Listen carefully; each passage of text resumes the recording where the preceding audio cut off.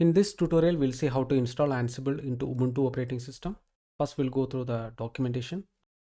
Here, you can see Ansible can be installed in nearly any Unix-like machine with Python 3.9 or newer installed. This includes Red Hat, Debian, Ubuntu, macOS, BSD.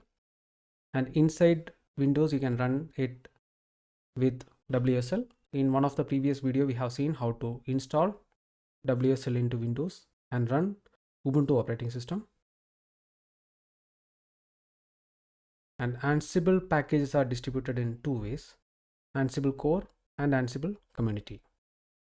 Ansible-core is a minimalist language and runtime package, contains set of Ansible built-ins. We'll open this link. So by default, the Ansible-core contains only these packages or these modules. These are some of the default and built-in modules. But Ansible community contains all the community packages. In this example, we'll be installing Ansible community package because for network automation use cases, we'll be using community developed Cisco IOS and other modules. There are multiple ways to install Ansible. You can see even the steps to install on specific operating systems. We'll look into this later. But here you can see the officially supported method is pip. Pip stands for preferred installer program. And here we can see two methods. One is pipx. Pipx also is a package management tool, but we'll be using pip install for installing Ansible. And this is the command to install Ansible community package. You can see the release history of the community package. So this is the latest stable version. And we'll use Python virtual environment to install Ansible. We'll go to the documentation of virtual environment. The virtual environment allow you to create virtual isolated Python installation and install packages into that installation instance. So this allows you to create multiple instances of Python in same machine. This will prevent the Python library or Python version conflicts, and you can effectively manage project specific dependencies. For example, for a particular project, you have a dependency of using a specific version of Paramiko or Netbiko or any other library. You can just create a virtual environment and install the dependencies there without making any changes to the base operating system's Python version.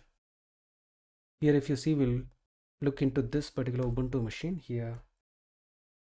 By default, this has installed 3.10, and we will create a virtual environment, and inside that we'll put Ansible.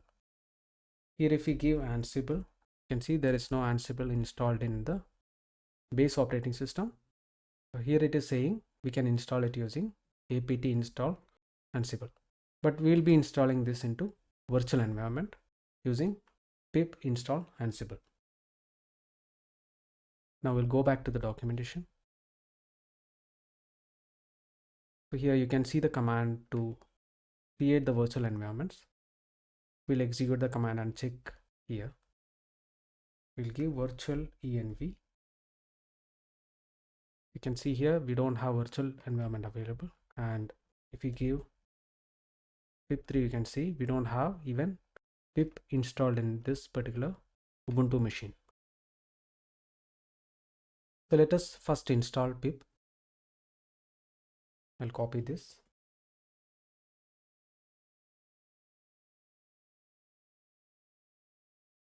And I'll paste this command.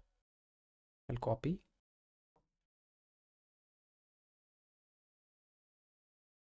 Enter and give the password.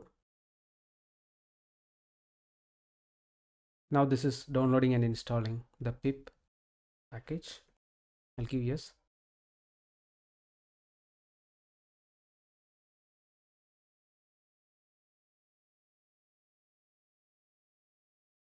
Now pip installation is completed. Now we'll install virtual environment. I'll give virtualenv. Okay, now we have pip and virtualenv available in this machine, and if we give virtualenv, you can see that command is supported. Now I'm into the home directory. I'll create a Python virtual environment directory here, mkdir py underscore venv, and I'll go to that directory and I'll create a virtual environment inside this directory. I'll give virtual env -p, and by default this is having Python 3.10, so I'll give Python 3.10 and the environment name I will call this venv1 ansible latest. You can give any name for this environment. Later we'll even install the core package here and we'll try even some of the older packages. So now I'm adding the latest ansible, enter, and now you can see here we have a directory in this particular py-venv. We'll check that. I'll go to the home directory, open properties. You can see the file size, it is 9.7 MB. So now this is having only the default Python installation, and before getting into that environment we'll check the package list of base operating system. I'll give pip list and you can see all these packages are available in the base operating system Python. Now to get into the virtual environment, you need to give source and the directory name. It is venv1 ansible latest and pin activate. And here if we give pip list, so this is having very minimal package. So now these are separated. Now any package you can install inside this particular virtual environment. Now I'll try to install Ansible. Earlier we have seen the command to install Ansible is pip install Ansible, and this will be installing 8.4.0 community version. I'll paste the command here, enter. So now this is downloading the Ansible package. This is installing all the dependency packages as well. You can see here it is installing Jinja 2 cryptography and ansible-core. So when you install ansible-community, this will be by default installing ansible-core. If you install only ansible-core, this will have very minimal packages. Now ansible-community package installation is completed. We'll check the version of Ansible. We'll give ansible --version, and here we can see one message saying that Ansible requires the locale encoding to UTF-8, but this has detected ISO 8859-1 encoding. So this encoding is called Latin 1 encoding. So this is having only 256 character support, and UTF-8 can represent any Unicode character. That means ideally this can represent any language, and this is the widely adopted character encoding, so we need to change that. Now Ansible installation is completed, but because of our locale setting we are not able to run any of the Ansible commands, and this locale is set of environment variables that defines character encoding, time formatting, etc. So to edit that, we can open the file. For that we need to give sudo, I'll use vim tool /etc/default/locale enter, and if I give I and if I press up and down arrow, you can see here this is not properly supporting the Vim tool. So first we need to install the Vim tool. Sudo apt install Vim. You can use Vim tool or Nano for editing the text. Now we'll open the file again. And here you can see the default encoding and character is ENIN. Based on the region, it will be setting the value. And you can see here we don't have any UTF-8 support. There are multiple ways to fix this. One way is you can add .utf-8 here and add it, and you can add even the lc_c type equal to en_in UTF-8, or we can change to en_us UTF-8. Before changing that, I will verify the current locale setting. I'll give locale here, and you can see the current settings. So the language is en_in, and lcc type also is en_in. We'll edit the file. Here I will change the value. I'll delete the lines. For deleting the lines, I need to press D and press I again, enter, and I'll paste the new configuration here. The language is en_us UTF-8, and lc_c type is going to be en_us UTF-8. I'll save this, press escape, then colon WQ exclamatory mark and enter. Now this will be saving the new data into this file. Then we need to execute sudo update locale, and we need to give the value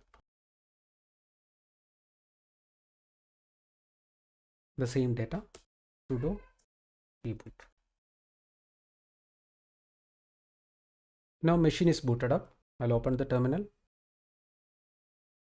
and I'll give source home/python venv1 ansible latest bin activate, and here we'll give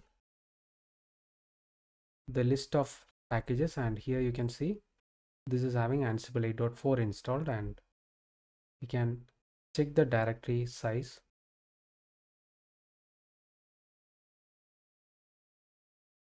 Previously this was around 10 MB before installing Ansible. Now